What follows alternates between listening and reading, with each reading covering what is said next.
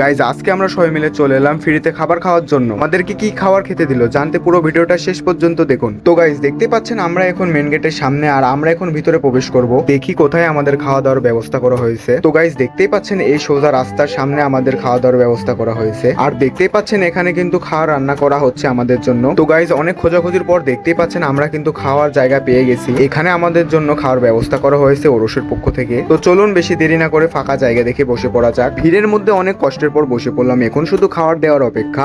2000 years later. তো guys অনেকক্ষণ যাবত বসে থাকার পরে আমাদেরকে ওয়ান টাইম প্লেট দেওয়া শুরু করলো। A few moments later. অবশেষে গাইজ অনেকক্ষণ ওয়েট করার পরে আমাদেরকে খিচুড়ি খাইতে দিচ্ছে। তো চলুন গাইজ খিচুড়ি খেয়ে দেখি কেমন স্বাদ হয়েছে খিচুড়ির।